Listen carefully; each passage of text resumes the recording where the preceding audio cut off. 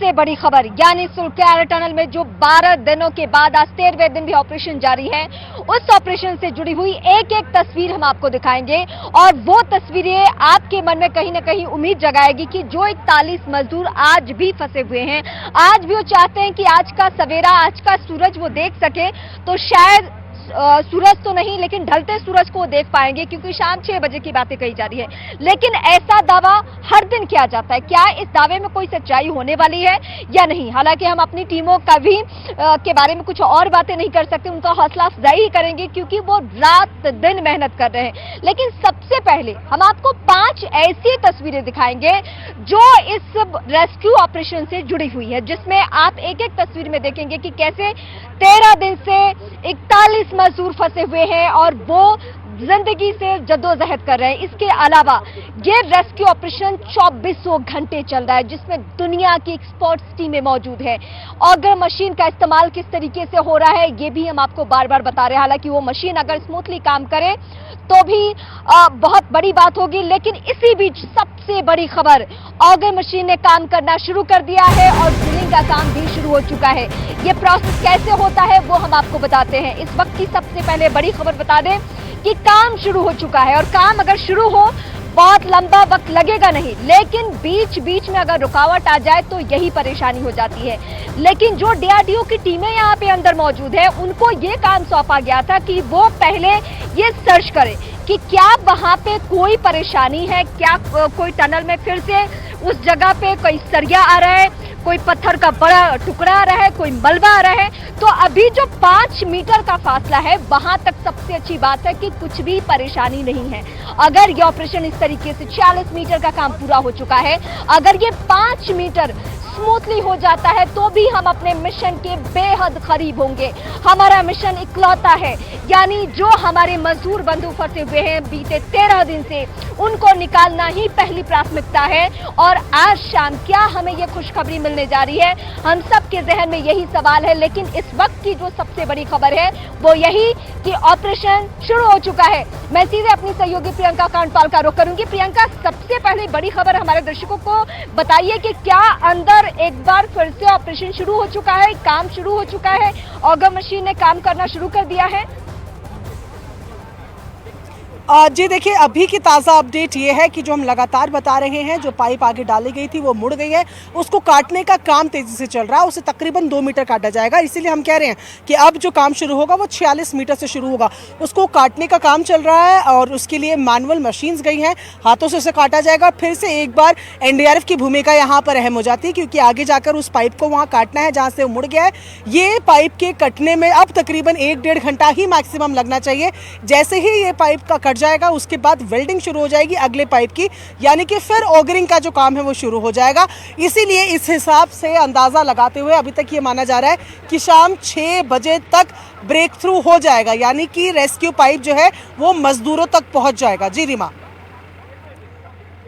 Visual दिखा जी। प्रियंका, साथ साथ में एक और सवाल आपसे जानना चाहती हूँ कि किस तरीके से मैं आपके पास लौटूंगी, लेकिन इस वक्त बड़ी तस्वीर मैं सबसे पहले आपको दिखाऊं, क्योंकि देश इस वक्त जानना चाहता है कि 41 मजदूर कहां पे किस स्थिति में है। तो ये वही टनल की तस्वीरें जो बीते कुछ दिनों से हमने लगातार आपको ये तस्वीरें दिखाई है, और इन तस्वीरों के जरिए हमें आपको ये बताना है कि देश का सबसे बड़ा ऑपरेशन, मैं सबसे बड़ा ऑपरेशन इसलिए कह रही हूं क्योंकि ये ऐसा इकलौता ऑपरेशन है जिसमें बहुत सारी चुनौतियां हैं। तो सबसे पहले ये मूवमेंट मैं जरा दिखाऊंगी आपको, ये टनल की तस्वीर जहां पे अंदर काम होना शुरू हो चुका है। 48 मीटर पाइप जा चुका था, लेकिन वो अंदर मुड़ गया, तो फिर उसको काट के 46 किया जाएगा और फिर जो हमारा मिशन शुरू होगा वो 46 से आगे होगा, 46 से आगे होगा। अब मैं दूसरी ओर आपको दिखाऊंगी एनडीआरएफ की वो टीमें जो 24 घंटे मुस्तैद रह रही है कि जैसे ही मशीनों का काम कंप्लीट होगा, जैसे ही हम उस जगह तक पहुंचेंगे, यानी 60 तक पहुंचना हमें 57 तक ही है, हमारी मंजिल वहीं तक है, लेकिन जो पाइप की संख्या है वो है 60 तक, तो उसे हमें कट नहीं करना है बल्कि वैसे ही निकालना है। लेकिन इस वक्त हम तस्वीरें दिखाने के साथ साथ आप दर्शकों को बड़ी बातें भी बताएंगे। तो बड़ी बात आज के लिए क्या है? आज शाम के लिए बड़ी बात यह है कि शाम 6 बजे खुशखबरी मिल सकती है। हालांकि हमने आपके सामने पहले भी कहा, पहले भी इन बातों को दोहराया लेकिन वो बातें नहीं हो पाई। ये सब कुछ मामला फंस रहा है किसकी वजह से? ये मामला फंस रहा है मशीनों की वजह से। मशीनें जब काम करना बंद कर देती है, अगर मशीन जो कटाई का काम करती है अगर वो बंद कर देती है तो फिर लंबा वक्त खिंच जाता है। और सिर्फ कटिंग का काम नहीं है, उसके बाद वेल्डिंग का प्रोसेस है। वेल्डिंग के बाद फिर एनडीआरएफ की टीम लास्ट प्रोसेस क्या होगा कि वो जाकर चेक करेगी कि सब कुछ स्मूथली है या नहीं। हालांकि 5 मीटर यानी 46 तक कंप्लीट हो चुका है, 5 मीटर तक कहीं कोई कुछ है नहीं दिक्कतें। अब उसके बाद क्या होना है इस पे हम सभी की निगाहें हैं, लेकिन मैं अपने सहयोगी सत्येंद्र का इस वक्त रुख करूंगी। सत्येंद्र, 46 मीटर तक का काम कंप्लीट हो चुका है। 5 मीटर तक डीआरडीओ की जो टीमें हैं उनके हिसाब से जो पहले ही सर्च कर लिया गया है कि 5 मीटर तक कोई मलबा नहीं, कोई सरिया नहीं, किसी तरीके की कोई चट्टान की स्थिति नहीं। तो क्या ये 5 मीटर हम बहुत इजीली आगे बढ़ जाएंगे? बिल्कुल रीमा, क्योंकि जिस तरीके से लगातार अभी बताया जा रहा है कि 5 मीटर का जो एरिया है वो उसमें किसी भी प्रकार की कोई भी प्रॉब्लम नहीं है। लेकिन उससे पहले क्योंकि अभी जो हम काम देखा जा रहा है कि अभी ऑगर मशीन अभी काम करना स्टार्ट नहीं हुई है, क्योंकि ऑगर मशीन तभी काम करेगी जब वहाँ ऑगर के पूरा पुर्जे फिट होंगे, यानी कि ऑगर अभी स्टार्ट नहीं हुई है। अभी जो काम चल रहा है वो जो पाइप है, जो 2 मीटर पाइप है उसकी कटिंग का काम चल रहा है। गैस जो वेल्डिंग है उस गैस की कटर से वहाँ अभी जो एक्सपर्ट की टीम अंदर पाइप के अंदर है, 800 mm का जो पाइप है उसके अंदर जो टीम है वो उसको काट रहे हैं। और क्योंकि वो गोल में नहीं कटेगा, क्योंकि उसके लगातार जो पट्टे हैं वो डाउन के लिए गए थे, तो उसको एक एक जो इस दो फीट में उसे काटा जा रहा है। और जब ये पूरा कटेगा उसके लिए जो टाइम जो लग रहा है करीब 1 से 1.5 घंटा और लग सकता है। जो अभी तक जानकार बता रहे कि 1 से 1.5 घंटा और लग सकता है जो गैस कटर से उस जो पाइप को काट रहे हैं। और उसके बाद जब फिर ऑगर मशीन फिर दोबारा फिट की जाएगी, क्योंकि ऑगर मशीन का कल जो प्लेटफॉर्म था वो पूरा टूट गया था, उसको भी देर रात तक उस पर भी काम किया गया, उसे भी बनाया गया और अभी ऑगर मशीन भले ही उसके ऊपर फिट की गई। और आज एक और अपडेट आपको दे देता हूं, क्योंकि जो ऑगर मशीन है, ऑगर मशीन को जो वहाँ पे जो प्लेटफॉर्म में रखा गया, तो ऑगर मशीन को भी दोनों छोरों से बांध के उसको भी ड्रिल करके उसे बांधा गया है, जिसको ये बताया जा रहा है कि आगे जब ऑगर मशीन बढ़ेगी तो वो कंपन ज्यादा न करे, कंपन करेगी फिर वो जो पाइप अंदर को हम धकेलेंगे उसकी दिशा भटक सकती है। इसलिए ऑगर मशीन बिल्कुल स्टैंड रहे, ऑगर मशीन किसी भी प्रकार के उसे दिक्कत न हो, इसके लिए दोनों छोरों से ऑगर मशीन को भी ड्रिल अप करके उसे भी बांध दिया गया है। जी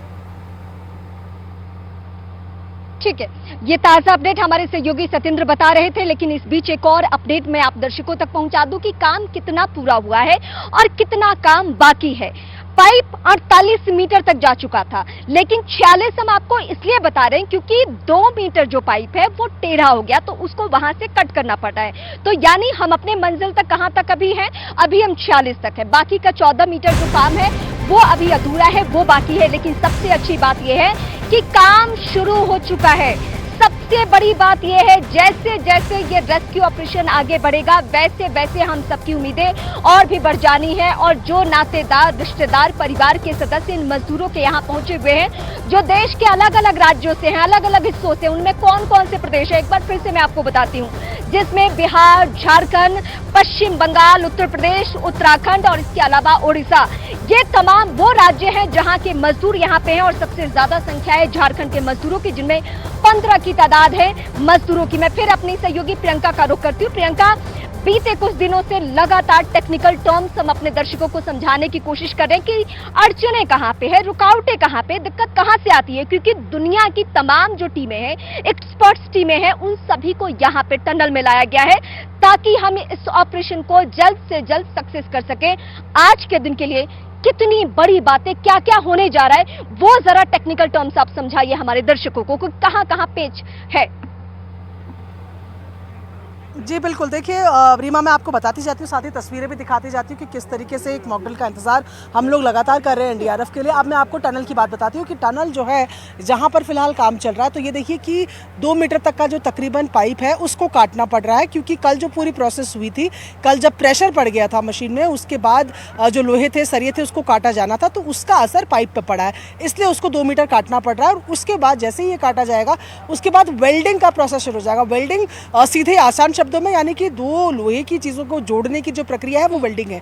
ऐसे जगहों पर और इन पाइपों को वेल्ड करने में तकरीबन 2 घंटे का समय लगता है। उसके बाद 1 घंटे का समय तकरीबन उसके ठंडे होने का, यानी कि वो हाथ लगाने की कंडीशन पर या मशीन लगाने की कंडीशन पर पहुंच जाए, और उसके बाद काम शुरू होता है ऑगरिंग। ऑगरिंग का जो काम है, तो ये जो ब्लेड्स आपको मेरे कैमरा पर्सन नसीब दिखाएंगे, ऑरेंज कलर की जो ब्लेड्स है, ये ब्लेड्स जो है ये आगे की तरफ जाती है, ये स्पाइरल ब्लेड्स जो है, और ये रॉक का हिस्सा काटती हैं। तो ये ब्लेड्स उतनी ही डायमीटर, उतने ही mm की होती हैं जितना बड़ा आपको आगे सर्कल चाहिए, यानी कि जितने बड़े आपको पाइप बिछाने हैं। कुछ देर में मैं आपके पास पहुंचती हूँ, मैं आपके पास आती हूँ, इन्हीं बातों को हम आगे बढ़ाएंगे, लेकिन दर्शकों को इस वक्त बेहद महत्वपूर्ण तस्वीरें दिखा रहे हैं। मैं एनडीआरएफ के बारे में आप दर्शकों के सामने बार बार दोहराती हूँ कि देश के किसी भी स्थिति में अगर मौजूदा वक्त में अगर कहीं कोई परेशानी हो, एनडीआरएफ की टीमें जाती है। और इस वक्त जो एनडीआरएफ का मॉक ड्रिल चल रहा है, वो तस्वीरें दिखाना इसलिए जरूरी है क्योंकि कैसे मजदूरों को निकाला जाएगा वो पूरा प्रोसेस आप समझिए।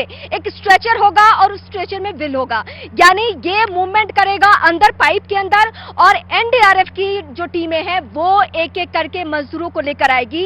ये हर बार हर दिन एक बार मॉक ड्रिल की जाती है। एनडीआरएफ बैकअप प्लान पूरा कर चुकी है, चप्पे चप्पे पर इस इलाके में मौजूदगी है कि कहीं कोई सिचुएशन खराब हो तो एनडीआरएफ आखिरी मूवमेंट में वही मोर्चा संभालने वाली है। और सिर्फ आखिरी मूवमेंट में नहीं, इसके पहले मैं बड़ी बात आपको यह बता दूं कि जब मोटा सरिया फंस गया था तो इसको भी गैस कटर से काटने के लिए किसने, ऑक्सीजन के साथ यही टीमें, एनडीआरएफ की यही टीमें अंदर पहुंचती है और सरिया को काट के हटाती है। जिस सरिया की वजह से कल काम रुक गया था और जिसकी वजह से ऑपरेशन लास्ट तक फंसा रहा, तो ये एनडीआरएफ की टीमों का काम है। और एक बार फिर से हम आपको मॉक ड्रिल की तस्वीरें दिखा रहे हैं। ये वो मॉक ड्रिल प्रोसेस है जिसके जरिए आप समझ पाएंगे कि आखिर में जब हम 57 तक पहुंच जाएंगे, यानी मजदूरों तक जब हमारी पहुंच हो जाएगी, तो ये किस तरीके से इसी एक्सक्लूसिव तस्वीरें दिखा रहे हैं रेस्क्यू की मॉक ड्रिल की तस्वीरें इस वक्त न्यूज़ 18 इंडिया पर आप देख सकते हैं। और ये मॉक ड्रिल बेहद जरूरी है क्योंकि इस वक्त सबसे मुश्किल ऑपरेशन एनडीआरएफ की टीम कर रही है। चुनौती काफी ज्यादा है, कुछ घंटे का इंतजार और है। और जो ये पाइप है, देखिए इसमें ट्रॉली के जरिए मजदूर बाहर आएंगे और जो एनडीआरएफ की टीम है वो तैयार है, डॉक्टर्स की टीम तैयार है, इन्होंने हेलमेट पहना हुआ है, पूरे मॉडर्न इक्विपमेंट के साथ है। और हाल के दिनों में या मैं कहूं कि बीते कुछ सालों में ऐसा रेस्क्यू ऑपरेशन याद नहीं आता है जब इतनी तादाद में लोग फंसे हों, मजदूर फंसे हों और इतने मुश्किल भर है। क्योंकि वैसे भी जो उत्तरकाशी में इस वक्त रेस्क्यू ऑपरेशन हो रहा है, पहाड़ों में जीवन आसान नहीं होता है और अंधेरा जल्दी हो जाता है, फिर सुबह उजाला होने पर जब एक बार फिर से जो तकनीकी दिक्कतें आ रही हैं, जो बाधाएं आ रही हैं, लेकिन बाधाओं को दूर किया जा रहा है, नाउम्मीदी नहीं है। और इसी वजह से ऑपरेशन जिंदगी इसको नाम दिया गया है क्योंकि अब जो महत्वपूर्ण है वो है अगले कुछ घंटे। और ये तस्वीरें इस वक्त हम आपको मॉक ड्रिल की दिखा रहे हैं। देखिए एनडीआरएफ की टीम जो कि मुश्किल रेस्क्यू ऑपरेशन को अंजाम देती है जहां पर भी मुश्किल परिस्थितियां होती हैं, लेकिन ये जो पाइप है ये सबसे महत्वपूर्ण है क्योंकि इसी पाइप के जरिए जो ट्रॉली है वो बाहर आएगी, यानी कि जिन मजदूरों की हालत ज्यादा खराब होगी वो एक एक करके आएंगे। लेकिन देखिए कैसे सभी चीजों को चेक किया जा रहा है।